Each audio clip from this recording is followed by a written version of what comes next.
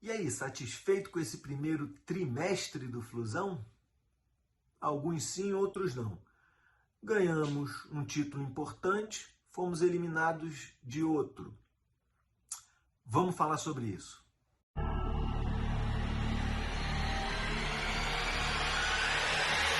Sejam bem-vindos, eu sou Rodrigo Queiroz, você está no canal Fluindo Flu.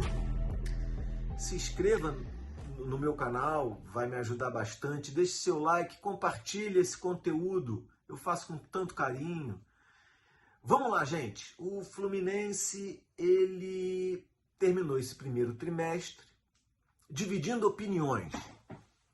Alguns dizem que foi bom, que é o meu caso. Eu já adianto que é o meu caso. Eu acho que a gente ganhou a principal competição do primeiro semestre, não do trimestre, do primeiro semestre. A Recopa definitivamente é a competição mais importante desse primeiro semestre. Unificou a América. O Fluminense é o senhor da América. Respeitem o campeão da América. Mas, por outro lado, perdeu, foi eliminado no Carioca. Muita gente queria esse tricampeonato, sim. Eu respeito, concordo, ainda mais pela forma que o Fluminense foi eliminado, né? A gente vai falar isso um pouquinho mais para frente. Eu resolvi fazer o seguinte: nesse primeiro trimestre, eu acho que a gente tem que falar do elenco. O elenco do Fluminense foi montado praticamente no final de 2023, começo de 2024, nesse primeiro semestre. Vamos lá. Eu anotei aqui alguns nomes que chegaram e saíram. Vamos começar pelas contratações. Contratamos o Antônio Carlos, zagueiro de 31 anos. Renato Augusto, meio-campista de 36. Felipe Alves, o goleiro de 35 anos, pouco braço.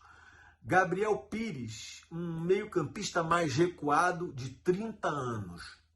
Douglas Costa, atacante de 33.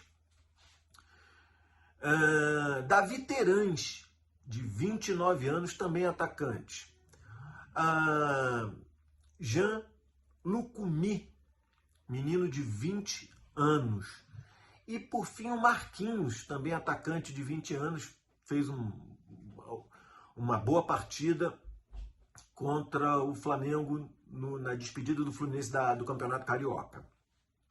Só que agora a gente vai dar uma olhada em quem deixou o Fluminense. Atenção nos nomes e nas idades. Nino, zagueiro, 26 anos. Caio Paulista, 25 anos, um ponta esquerda. Ele é atacante que se adaptou à ponta esquerda. David Duarte, zagueiro de 29.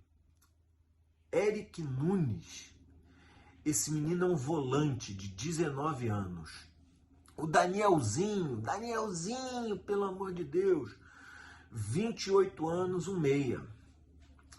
Temos aqui também o Giovanni Manson, de 22 anos, meia também. William Bigode, vai com Deus, 37 anos, que seja feliz aonde você quiser estar. Pedro Rangel, goleiro de 24 anos. Iago Ferreira. O Iago, gente, no Nova Iguaçu, hein? Quem diria? Um meio-campista de 22 anos. Léo Fernandes, estava emprestado ao Flu, meia de 26 anos. O Luan Freitas, zagueiro de 23 anos. O Edinho que veio do Bahia, depois ia para o Vitória, não foi para o Vitória, saiu, ele tem 27 anos, volante. O Cipriano, um zagueiro de 21 anos, Xerém. Caio Vinícius, volante de 25 anos. João Neto, atacante de 20 anos. Esses deixaram o Fluminense. Bom, a primeira coisa que eu queria falar aqui com vocês é sobre a média de idade de quem chegou e a média de idade de quem saiu. A média de idade das contratações do Fluminense, eu não estou falando do elenco, estou falando só das contratações, 29,25 anos. E a média de idade da nossa dispensa é de 25 anos. Meus amigos, o Fluminense envelheceu. O Fluminense envelheceu e envelheceu mais, porque o elenco que foi montado em 22 ganhou um campeonato carioca, ganhou uma Taça Guanabara, e que em 2023 conquistou o Bicarioca, o Bi da Taça Guanabara, conquistou a Libertadores, claro, e agora esse ano conquistou a Recopa, está 2 anos mais velho. Eu falei que esse elenco foi montado em 2022, parte dele. Em 2024, esse elenco está bem envelhecido e as nossas contratações envelheceram mais o elenco e as nossas dispensas envelheceram ainda mais. Eu tenho algumas dúvidas sobre quem chega e quem sai. Vamos trocar um dedo de prosa aqui entre a gente. A gente contratou o Renato Augusto com 36 anos. Será que o Iago Ferreira, que está fazendo um campeonato carioca primoroso no Nova Iguaçu, não teria vaga nesse time do Fluminense?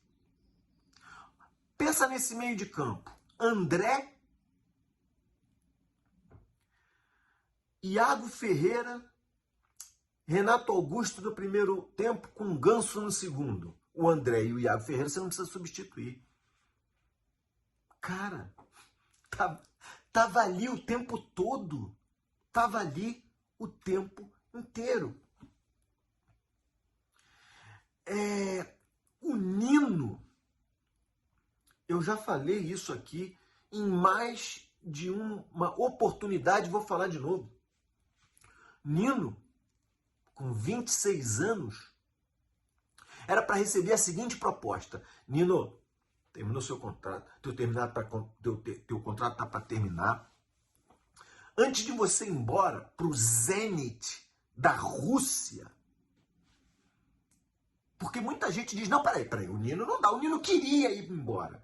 Era um desejo do Nino ir embora. Sinceramente, que o Nino queria ir embora para o Zenit da Rússia. Eu já falei aqui e repito, o Zenit está proibido de jogar competições europeias por causa da guerra da Rússia com a Ucrânia. Não é vitrine de nada. O que deveria ter sido feito era o seguinte, Nino, o Fluminense vai dar sua última cartada por você. Tá ganhando o que aí? 350? 400? Que seja 450 mil. Duvido que o Nino tivesse ganhando 500 mil reais por mês. Vamos botar uma média aí de 400, 450. Nino, 1 milhão. 1 milhão. Todo mês. Para você ficar. Porque o Nino, com 26 anos, é zagueiro para mais de 10 anos. A zaga atual do Fluminense, Felipe Melo e Thiago Santos, tem 37,5 anos de média. Ah, o Nino disse que não. Endoidou, quer ir para a Rússia. Porque, gente, futebol russo, né? Ele quer ir para a Rússia. Ok, a gente vai pegar todo o dinheiro do Nino, todo o dinheiro investido que o Nino nos rendeu, tirou a parte lá do Criciúma, sobrou X para o Fluminense. A gente vai virar e vai falar assim, 100% desse dinheiro vai ser trazido para a contratação de um zagueiro com as características do Nino. E aí, eu vou fazer um parênteses, eu vou continuar analisando aqui o elenco, mas eu vou fazer um parênteses aqui, que é o seguinte. Eu, sinceramente, não consigo entender qual é a função do departamento de futebol do Fluminense e do scout do Fluminense. Vamos dizer que entraram em contato com o Fernando Diniz e o Fernando Diniz, não, peraí, calma, porque a gente tem essa dupla de zaga aqui no nosso elenco. É o Thiago Santos jogando com o Felipe Melo, tá? É pro departamento de futebol falar, entendi, tá bom. Mas olha, o Fernando Diniz, a gente vai contratar um zagueiro. Aí você não usa, mas a gente vai contratar um zagueiro entre 24 e 26 anos, alto nível. O Nino é jogador de seleção. Ele não tá mais na seleção porque eu acho que não tem gente acompanhando o futebol do Zenit, mas o Nino é jogador de seleção.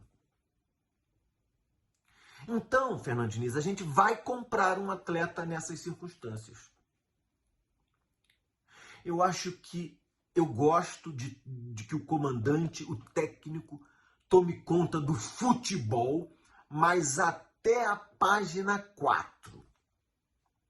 Vamos dizer, batendo aqui na madeira, que o Fernando Diniz vá num shopping ou num restaurante com a esposa e com os filhos e que alguém diga alguma coisa que ele não gostou.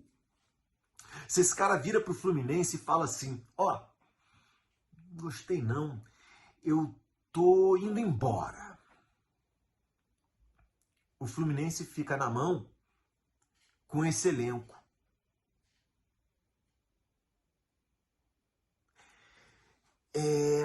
Eu acho que o Fluminense deveria ter uma conduta de quem não vai ter o Fernando Diniz para sempre. Eu quero que... Olha, vejam o Vojvoda no Fortaleza, vejam o Abel Ferreira no Palmeiras. Esses caras estão há muito mais tempo do que o Diniz à frente do Fluminense e está dando certo. Eu acho que está dando certo. Mas todo o futebol não pode ficar na mão de um cara. Eu acho que o Fluminense deveria atuar junto com o Fernando, não é contra o Fernando Diniz, é junto com o Fernando Diniz. Porque, afinal de contas, se vamos dizer, eu gosto do trabalho do Fernando Diniz, mas vamos dizer que ele avalie que o Iago Ferreira não serve. Cara, o Iago Ferreira provou dentro de campo. Não é mais a minha opinião. O Iago Ferreira é bola. Olha o gol que eliminou o Vasco. A jogada é toda dele. Ele recebe na intermediária, quase no meio de campo do time dele, do Nova Iguaçu. Passa pelo defensor do Vasco, como sem tomar conhecimento. Levanta a cabeça. Você vê ele levantando a cabeça e mapeando o ataque. Dá a bola perfeita para o jogador do Nova Iguaçu, que com a bola do Iago foi tão perfeita que o cara não precisou dominar. Um toque, ele colocou o atacante do Nova Iguaçu de cara com o gol do Vasco. 1-0 Nova Iguaçu. Um time eliminando um time que tem uma SAF por trás.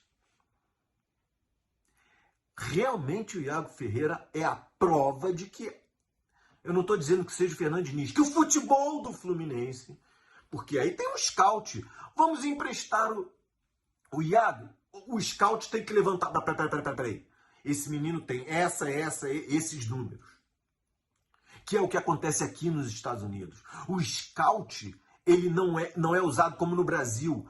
Quero um zagueiro. O scout diz quem tem. Não. O scout ele não deixa você emprestar um jogador. As ligas de beisebol, antes das ligas de beisebol começarem, Há uma troca frenética de atletas. E quem diz esse aqui não é o scout. Cadê o scout do Fluminense, cara? O Renato Augusto, eu gosto do Renato Augusto, mas por que esse cara, por que o Iago Ferreira não? Vamos lá. Léo Fernandes. Léo Fernandes, a torcida, pois é, não gostei, não tá legal. São 6 jogos no Uruguai com 8 gols. Ah, mas peraí, futebol uruguaio. Não, é o contrário. Peraí, eu tô falando do futebol uruguaio. Esse cara, alguma coisa esse cara tinha. Alguma coisa esse cara tinha. O Bagre, como virou moda falar, o Bagre não marca. O Bagre marca 2 gols, gente, em 3 jogos. 8 gols em 6 jogos pelo Peñarol no futebol do Uruguai. Alguma coisa esse cara tem e a gente não soube extrair.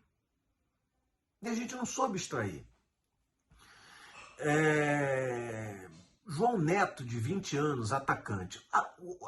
Ok, a gente tem o Cano e o John Arias. O Cano e o John Kennedy nessa posição. Mas eu sinceramente acho que o João Neto, de 20 anos, seria uma opção tão boa quanto o Lelê. Bom,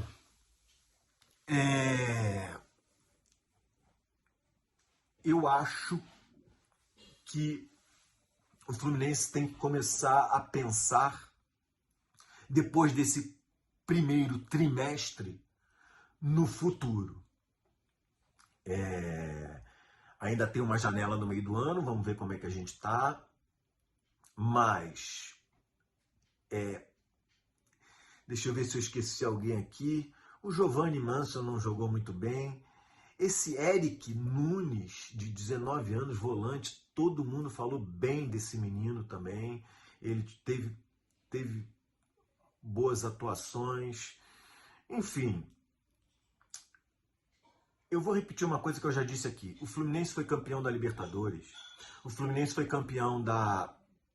bicampeão carioca, com uma espinha dorsal. Essa espinha dorsal era o Fábio, o Nino, o André,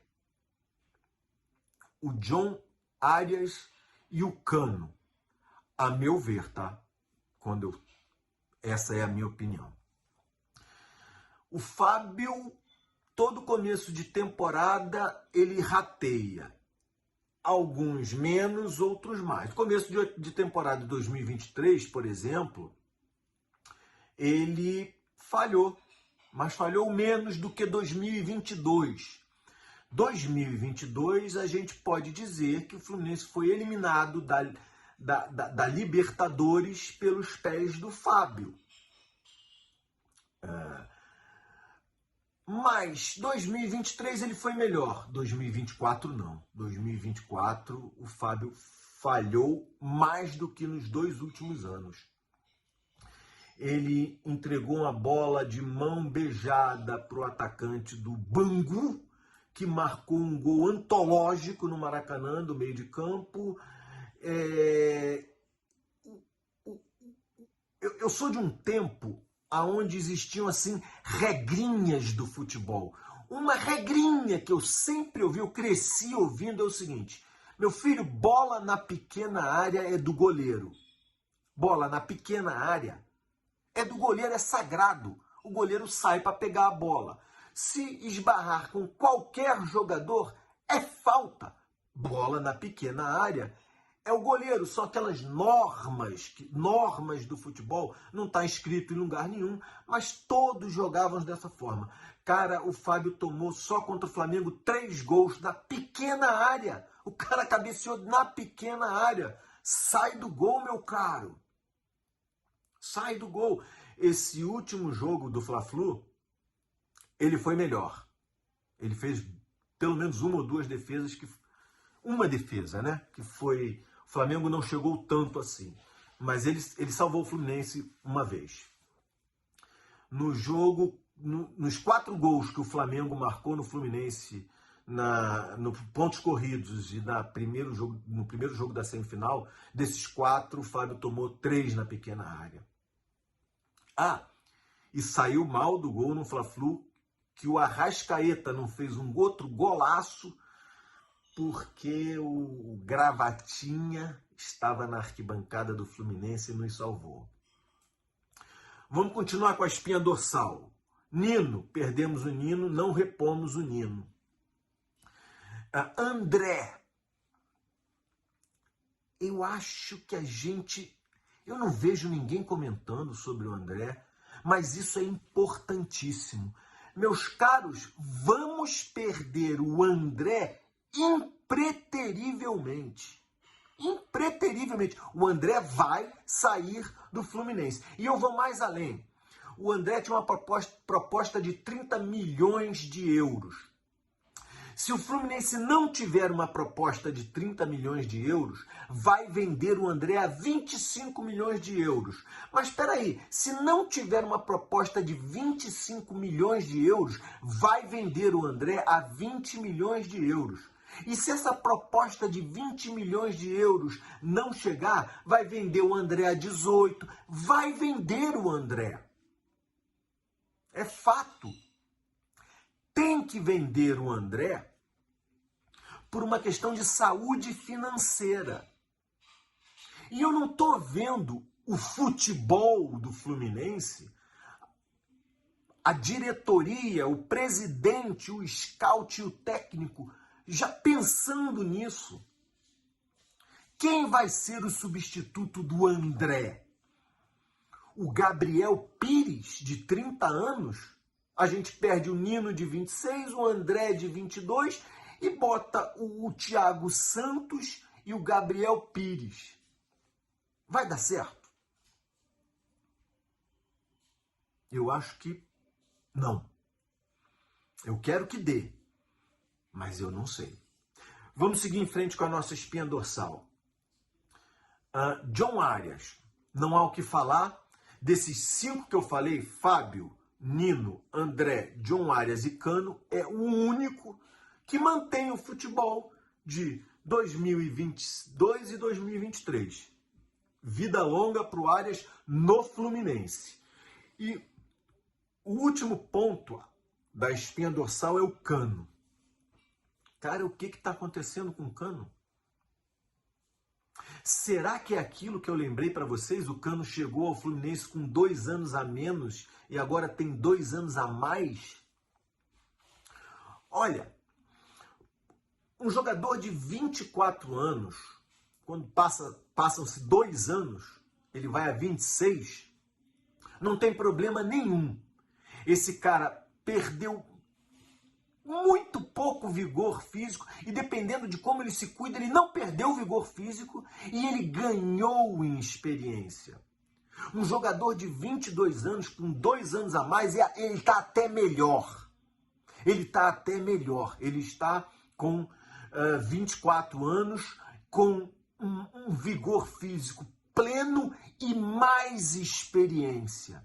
Um jogador de 34 anos, chegando a 36 anos, ele não vai ganhar mais experiência, porque o que ele já ganhou, e ele perde. A perda de 2 anos nessa faixa etária de idade faz diferença, sim, para quem vive do seu corpo. Um jogador de futebol vive do seu corpo. O elenco do Fluminense está envelhecendo, e a gente está emprestando Iagos Ferreiras. Eu não vou aqui apontar o dedo para o Diniz. Eu estou falando do scout, do presidente. Só sai quando o presidente assina. Eu estou falando do Angione, do Fred e de todos aqueles que estão ali. Mas isso aí é o Diniz. O Diniz não gosta de jogar com jogador novo. É por isso que a gente tem o Angione e o Fred. É por isso que tem o presidente. É por isso que tem o scout. Pois é, Diniz, mas olha, cara, a gente só tem o Gabriel Pires, né? A gente tem o meio de campo tá meio antigo, né, cara? Alguém tem que conversar, dialogar com o Diniz. Dizer, não, Diniz, não. Eu trago o Renato Augusto, que você quer, mas eu não me livro do Iago Ferreira. Por fim, o presidente Mário Bittencourt disse que o Fluminense é um time vendedor. Eu tomei um susto. Vendedor? E ele explicou que a gente às vezes tem que vender um jogador mais novo, com um valor menor, mas faz aquilo fluir. Eu entendi o que ele quis dizer. Eu fiquei um pouco chateado, que eu acho que o Bittencourt poderia ter dito que o Fluminense é um clube formador. Mas não, ele optou pelo termo vendedor. Tudo bem. Só tem o seguinte, para você vender, você tem que colocar na vitrine. Se você não coloca na vitrine, você não vai ter um bom preço. E aí você termina tendo que vender por uma bagatela que não vai cobrir todos os seus gastos. Aí você tem que vender mais. Para vender bem, tem que estar jogando ou pelo menos com aquele elenco ali. Eu acredito que o John Kennedy é um jogador que vai render algum cascalho ao Fluminense, mas ele não é titular absoluto. Ele não é que nem o Nino. Ele não é que nem o André. Talvez a gente não tenha o mesmo preço do Nino e do André com o John Kennedy. Mas ok, ele está no elenco. O Fluminense não traz nem para o banco atualmente. Vai vender o quê? Já falei e repito, na lista de venda temos o André, temos o John Kennedy. Não acredito num valor fantástico pelo Martinelli, porque senão esse valor já tinha aparecido, e não acredito num valor maravilhoso pelo Alexander, senão ele já tinha aparecido. Você vai vender quem? O Fluminense está dependendo da venda do André. Vai vender o André, deve vender o John Kennedy e acabou. O problema é que essa batata quente vai ficar na mão da próxima presidência. Quando você sobe um Iago Ferreira, o Iago Ferreira é um caso que a gente não tem que citar aqui, porque o Iago Ferreira já está numa vitrine. Aliás, eu fiz um vídeo aqui sobre o perigo do Iago Ferreira estar jogando no Nova Iguaçu com um contrato que a gente não sabe qual é. O tiro pode sair... Essa vitrine é perigosa, hein, Mário Bittencourt? A vitrine boa é a vitrine que é a tua vitrine. Não é a vitrine do Nova Iguaçu. Mas o João Neto, que é um atacante, a gente manda para a vitrine do CRB? Peraí, cara. Vamos aproveitar. Eu acho que a gente poderia aproveitar melhor os nossos jogadores. Vamos mudar de assunto desse primeiro trimestre. Dito isso sobre o nosso elenco, a gente foi campeão da Recopa. Isso deu uma alegria muito grande, né? Primeiro por ter sido a LDU, que estava engasgado na nossa garganta, mas a gente acabou com isso. A LDU conheceu o campeão da América. E eu vou falar uma coisa para vocês. Sabe onde o Fluminense foi campeão? O Fluminense foi campeão lá, na Pirambeira, em Quito. O Fluminense foi campeão lá Eu vou te explicar por quê. Do mesmo jeito que a LDU nunca conseguiu vencer o Fluminense no Maracanã e que o Fluminense sempre ganhou a LDU por mais de um tento, o contrário acontecia. O Fluminense nunca ganhou a LDU na altitude de Quito, só que tem um porém. A LDU sempre venceu o Fluminense em Quito por mais de 2 gols. Ora, por que eu digo que o Fluminense foi campeão em Quito? Porque pela primeira vez o Fluminense só tomou 1 gol da LDU em Quito. Isso sacramentou a vitória do Fluminense, porque o resto fluiu como normal. Desceu, veio jogar no Maracanã, perdeu por mais de 1 gol. E aí o Fluminense se sagrou campeão, ou seja, o Fluminense venceu, foi campeão em Quito. Porque o resto aconteceu como normal. O que não aconteceu como normal foi a LDU não ter feito mais de 2 gols no Fluminense. Mais de 1 gol no Fluminense. E olha, se tivesse feito, o Fluminense ia ter que jogar aqui, tendo que fazer 3 gols. 2 levariam para prorrogação e pênaltis. Difícil, né? Difícil. Eu gostei muito do jogo do Fluminense em Quito. Eu acho que eu vi muita gente chateada. Pô, esse tabu que não acaba, a gente não ganha da LDU. Ok, a gente perdeu, a gente jogou com o regulamento, tá entendendo? A gente jogou com o regulamento. A gente jogou sabendo que quando a gente chegasse aqui, a gente sempre machucou a LDU. O problema é que a gente tomava 4 lá em cima. 4-2, 3-1, aí ficava difícil. É difícil jogar na altitude de Quito, 4.850 metros, de Pirambeira. Falta ar. E eu acho que o Fluminense ali conseguiu fez bonito. O Fluminense fez bonito em Quito e foi campeão na Libertadores, uma festa linda da torcida. Repito, o título mais importante do semestre. E o Campeonato Carioca, a gente precisa falar do Campeonato Carioca, né? Olha, o elenco do Fluminense é um elenco de cobertor curto. Quando você cobre até o pescoço, descobre o pé. Quando você cobre o pé, o cobertor fica aqui. Não dá. O Fluminense foi eliminado do Campeonato Carioca da mesma forma que ano passado foi eliminado da Copa do Brasil.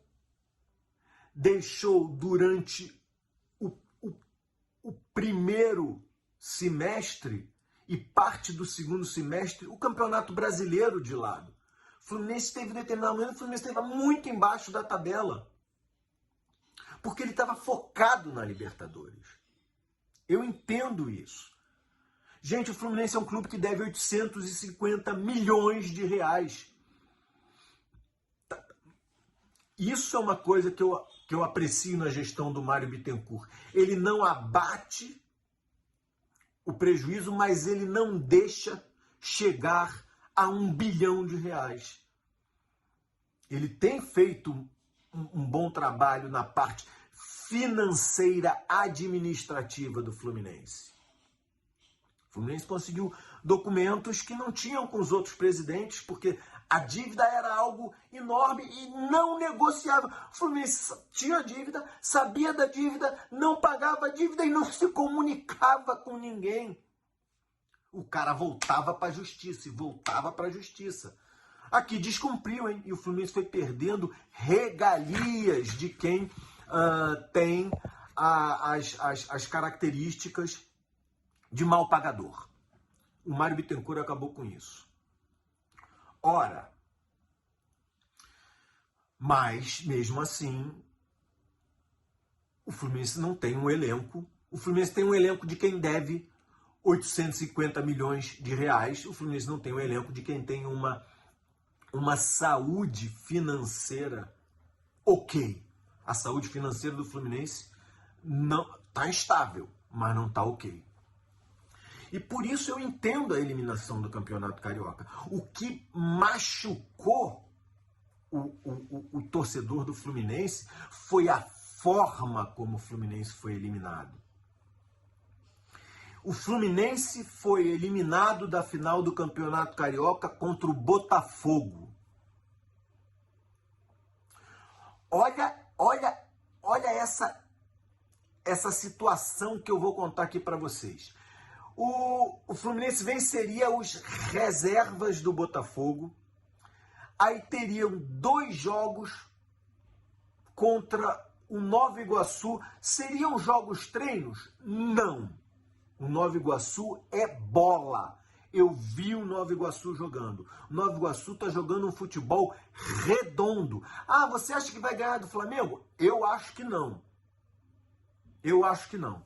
Mas eu não vejo 5-0 Flamengo no primeiro jogo e 1-0 Flamengo no segundo. 4-1 Flamengo no primeiro jogo e 2-0 Flamengo no segundo. Não. O Flamengo vai ser campeão carioca, mas vai ser duro. O Fluminense teria 2 jogos contra o Nova Iguaçu que seriam excelentes. Deixava Flamengo e Vasco se engalfiando, um cartão aqui, outro ali, uma expulsão, quem sabe, um tumulto, contusão. Eu não gosto de dizer contusão, porque é chato torcer pela contusão do amigo, né? Mas cartões, o Vasco está à flor da pele. Poderiam ter cartões para ambos os lados que afastariam de uma final um jogador. Não aconteceu. O Fluminense não conseguiu passar pelos reservas do Botafogo. Ah, mas o Fluminense entrou com seus reservas também. Por quê? Esse jogo foi final de fevereiro, começo de março. Já está poupando elenco? Que isso? Um jogo imprescindível. Sabe por quê? Porque depois desses 2 jogos com o Nova Iguaçu, a gente teria data FIFA para continuar se preparando para um Fla-Flu de final. A derrota para os reservas do Botafogo foi um desastre. Um desastre. Esse campeonato carioca não serve para nada. Você só ganha dinheiro em 2 momentos no campeonato carioca. Quando fecha a migalha com a Bandeirantes, campeonato paulista. Eu fiz aqui um vídeo sobre o campeonato carioca. Do glamour, foi um campeonato maravilhoso, até a derrocada. Vai lá ver quanto ganha um time no campeonato paulista, quanto está ganhando um time aqui no Fluminense. Aqui no campeonato carioca, quanto que o Fluminense está pondo no bolso. Então você só ganha dinheiro no campeonato carioca em 2 momentos. Quando você pega um cascalhinho da Bandeirantes e no jogo da final, no teu mando de campo. Ali você coloca um dinheiro no bolso. É pouco, porque o Maracanã é feito para dar prejuízo. Mas é algum. É algum. Eu tenho certeza que o que entrou na semifinal contra o Flamengo não foi para o bolso do Fluminense no mando de campo dele. Foi para pagar os gastos. 10% é sagrado da Ferge. Então, o resto, o Fluminense teve um prejuízo medonho. E de novo, jogaria 2 jogos, teoricamente treinos, contra o Nova Iguaçu e teria data FIFA para se preparar para uma final. O Fluminense de novo, pela 3ª vez, o Fluminense foi eliminado do Campeonato Carioca na partida contra o Botafogo. Você não ganha dos reservas do Botafogo, tem um preço e é caro. Bom, mudando aqui da água para o vinho, o Fluminense teve os seus confrontos definidos na Libertadores desse ano. Vamos falar um pouquinho sobre esses caras. Vamos lá. Cerro Porteño. Cara, o Cerro Porteño é o time mais tradicional do Paraguai, né? Ele não tá bem das pernas no Paraguaizão, não. Paraguaizão é o Brasileirão deles, né? Ele tem 5 vitórias, 3 vitórias em 10 jogos. Ele está em 5º colocado, está com 3 vitórias em 10 jogos. Não está com técnico nesse momento, mas, de novo, é um time copeiro. É um time copeiro. O futebol do Paraguai lá não é lá grandes coisas, mas, como eu disse, é a força principal do Paraguai. Uma coisa que me incomoda no Cerro Porteño é o estádio dele. É meio caldeirão. 45 mil pessoas abafando ali, firme e forte. A nosso favor é o seguinte. Nesse momento, eles estão sem técnico. Eles não estão com ninguém à frente do time. Bom, nosso outro concorrente é o Alianza Lima, do Peru. Trocou de técnico também agora, em janeiro de 2024. Não está bem também no campeonato. Está em 7º lugar, com 12 pontos. Mas esses caras contam com Barcos. Isso me preocupa um pouco. O Barcos esteve aqui no Brasil, é conhecido da gente. Esse cara gosta de jogar contra time brasileiro, ele gosta de fazer gol. O Fluminense tem que ter atenção com esse cara. O que os argentinos falam é o seguinte: tem uma tradição argentina que quem tira o Alianza Lima não vence a Libertadores. E eles mostram isso. Todos os clubes que o Alianza Lima jogou, nunca nenhum time daquele grupo ganhou a Libertadores. O Fluminense adora quebrar esse tipo de tradição, esse tipo de mandinga, esse tipo de... Isso, o Fluminense tira isso de letra. Nunca nenhum time tão velho, com uma faixa etária tão alta, ganhou a Libertadores. O Fluminense foi lá e ganhou. O Fluminense passa por cima dessas coisas sem pestanejar. Que o Fluminense quebre mais esse tabu. O Fluminense adora derrubar tabus. Tiramos também, para fechar, o Colo-Colo do Chile.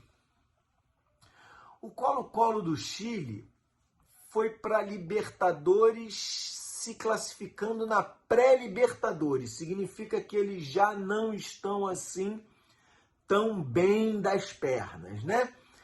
Tem o Vidal, aquele Vidal do Flamengo no elenco, e o Palácios, esse atacante também é chato. Mas eu acredito que o futebol... Olha, o Fluminense não pode passar de fase. É obrigação do Fluminense passar de fase, e eu vou mais além. Como cabeça, o primeiro, e ele tem que... Eu arrisco dizer que se o Fluminense não for o melhor de pontos da Libertadores, vai ser por saldo de gols. Isso é obrigação. Vencer seus jogos, não tá jogando na altitude, não tá jogando assim com... De novo, o Cerro Porteño é copeiro, os outros dois não, o Colo-Colo. Mas, cara, não tem como, não tem porquê o Fluminense não passar em primeiro, ganhando o máximo de pontos nessa competição, lutando para ser o melhor colocado. O melhor colocado joga em casa os jogos. Quando você se classifica bem, você tem os últimos jogos em casa. Esse foi o problema do Fluminense na Libertadores do ano passado, que na verdade não foi, né? Porque a gente ganhou todas.